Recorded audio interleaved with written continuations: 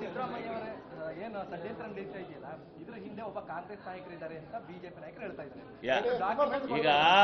ಈಗ ನಿಮ್ಗೆ ಏನಾಯ್ತು ಈ ರಾಜ್ಯದಲ್ಲಿದ್ರೆ, ಈಗ ಈ ಏನಾದ್ರೂ ಮಾಡಿ ಸಿದ್ದರಾಮಯ್ಯನ ಸರ್ಕಾರನ ಸ್ವಲ್ಪ ಏನಾರ ಮಾಡ್ಬೇಕಲ್ಲ ಅಂತ ಎಲ್ಲರಿಗೂ ಐತೆ, ಭಾರಿ ಜನಕ್ಕೆ ಐತೆ. ಅವ್ರೇನ್ ಮಾಡ್ತಾವ್ರೆ, ಏನೇನೋ ಹುಟ್ಟಾಕ್ತಾವ್ರೆ. ಪಾಪ ಅವರು ಅಚ್ಚುಕಟ್ಟಾಗಿ ಅವರು ಉಪಮುಖ್ಯಮಂತ್ರಿಗಳಾಗಿದ್ದಾರೆ, ಇವರು ಮುಖ್ಯಮಂತ್ರಿಗಳಾಗಿದ್ದಾರೆ.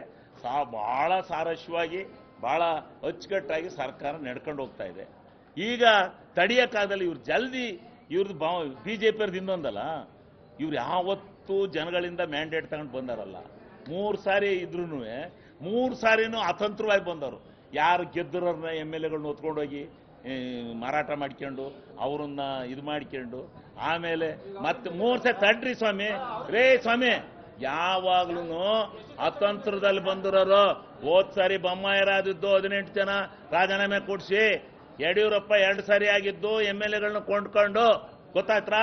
ಇವ್ರಿಗೆ ಈಗ್ಲೂ ಇವ್ರಿಗೆ ವಿರೋಧ ಪಕ್ಷದಲ್ಲಿ ಕೂತು ಅಭ್ಯಾಸ ಇಲ್ಲ. ಈ ಬಿಜೆಪಿಯವರಿಗೆ ಹೆಂಗಾರ ವಾಮ ಮಾರ್ಗದಲ್ಲಿ ಮತ್ತೆ ಬಂದ್ಬಿಡ್ಬೇಕು, ವಿಧಾನಸೌಧಕ್ಕೆ ಮಾಡಬಾರದು ಮಾಡಬೇಕು ಅಂತ ಹೇಳ್ಬಿಟ್ಟು ತೀರ್ಮಾನ ಮಾಡ್ಕೊಂಡು ಹೊಂಟಾರೆ ಇವರು.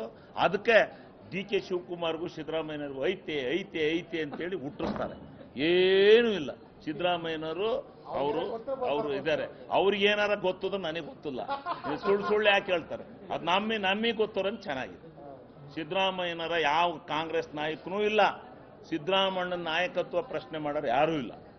ಹೈಕಮಾಂಡ್ ಇದೆ, ಹೈಕಮಾಂಡ್ ಏನ್ ತೀರ್ಮಾನ ಮಾಡುತ್ತೋ ಅದಕ್ಕೆ ಭದ್ರಾಗಿ ಇರ್ತೀನಿ ಅಂತ ಸಿದ್ದರಾಮಯ್ಯನವರು ಹೇಳಿಕೆ ಬಂದಿದ್ದಾರೆ. ಅದರಂತೆ ಹೋಗ್ತಾರೆ. 5 ವರ್ಷ 100ಕ್ಕೆ 100 ಭಾಗ ಕಂಪ್ಲೀಟ್ ಮಾಡ್ತಾರೆ. 136 ಜನ ಇರೋರು. ಇಂದ್ಲಂಗೆ 2, 3, 5 ವ್ಯತ್ಯಾಸ ಇಲ್ಲ. 136. ಈ ಸಾರಿ ಏನಾರ ನೀವು ರಾಜೀನಾಮೆ ಕೊಡಿಸ್ಬೇಕು ಅಂದ್ರೆ 53 ಜನದ ರಾಜೀನಾಮೆ ಕೊಡಿಸ್ಬೇಕು.